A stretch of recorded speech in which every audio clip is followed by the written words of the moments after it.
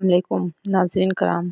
وہ کون سے پیغمبر تھے جو دو سگے بھائی ایک ساتھ ایک دن پیدا ہوئے، مگر ایک بھائی کی عمر 100 سال زیادہ تھی اور ایک بھائی کا بیٹا ان سے بظاہر عمر میں بڑا تھا۔ حضرت عزیر علیہ السلام کتنا عرصہ سوتے رہے اور پھر اللہ رب العزت نے ان کو جگا کر کیا ارشاد فرمایا۔ یہودی حضرت عزیر علیہ السلام کو اللہ تعالیٰ کا بیٹا کیوں مانتے ہیں، یہی ہماری ویڈیو کا موضوع ہوگا۔ اور آج ہم آپ کو حضرت عزیر علیہ السلام کے بارے میں حیرت انگیز ایمان افروز واقعہ سنائیں گے، مگر اس سے پہلے اگر آپ ویڈیو میں نئے ہیں تو چینل کو سبسکرائب کریں، ویڈیو کو لائک کیجیے اور بیل آئیکن کو پریس کریں تاکہ BS ویڈیوز میں آنے والی تمام نئی ویڈیو کا نوٹیفیکیشن آپ سب کو ملتا رہے۔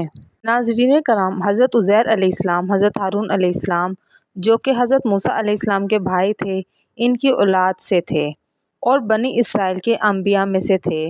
حضرت عزیر علیہ السلام کو حضرت سلیمان علیہ السلام کے بعد اور حضرت زکریا علیہ السلام سے پہلے مبعوث فرمایا گیا۔ یہ 6 صدی قبل مسیح کی بات ہے جب بنی اسرائیل کی مشرکانہ حرکتیں بہت سے زیادہ تجاوز کر گئی تھیں۔ ہر طرف ظلم و جبر، فساد اور لوٹ مار کا بازار گرم تھا۔ اللہ رب العزت نے بنی اسرائیل کو اس زمانے میں بہت سے پیغمبروں کے ذریعے مطمئن کیا کہ اپنی گندی حرکتوں سے باز آ جائیں، ورنہ گزشتہ قوموں کی طرح انہیں بھی عذاب الہی کا سامنا کرنا ہوگا۔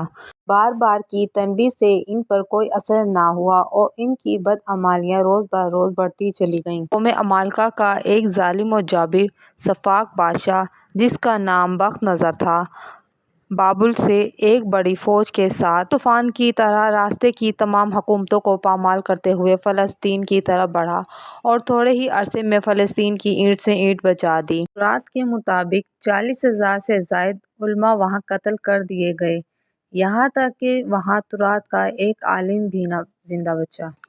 تاریخ کے مطابق اس ظالم بادشاہ بخت نصر نے 1 لاکھ سے زائد باشندوں کو قتل کر دیا اور قریباً 1 لاکھ کے قریب باشندوں کو ادھر ادھر بکھیر کر آباد کر دیا اور قریباً 1 لاکھ سے زائد باشندوں کو وہ لونڈیاں اور غلام بنا کر اپنے ساتھ لے آیا۔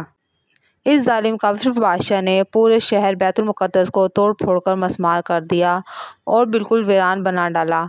کچھ دنوں بعد جب حضرت عزیر علیہ السلام اس بادشاہ کی قید سے رہا ہوئے تو وہ ایک گدھے پر سوار ہو کر اپنے شہر بیت المقدس کی طرف روانہ ہوئے اور بیت المقدس کی حالت اور بربادی دیکھ کر ان کا دل بھر آیا۔ وہ رو پڑے، چاروں طرف کا چکر لگایا مگر انہیں کسی انسان کی شکل نظر نہیں آئی، مگر وہاں پر دیکھا کہ وہاں پہ درختوں پر پھل خوب نکل آئے ہیں اور پک کر تیار ہو چکے ہیں، مگر ان پھلوں کو توڑنے والا کوئی نہیں ہے۔ یہ دیکھ کر آپ کی آنکھیں بے اختیار چھلک اٹھیں اور یہ جملہ آپ کے منہ سے نکل آیا۔ سے اللہ رب العزت نے قرآن مجید میں ارشاد فرمایا ہے۔ ترجمہ یعنی اس شہر کی بربادی اور اس کی ویرانی کے باوجود اللہ تعالیٰ اس شہر کو کس طرح آباد کرے گا۔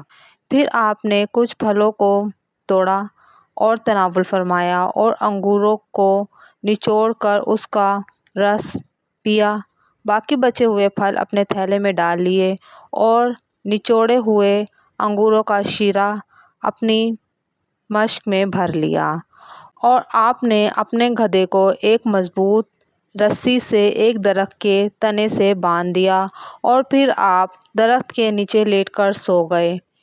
اسی نیند کی حالت میں آپ کی وفات ہو گئی۔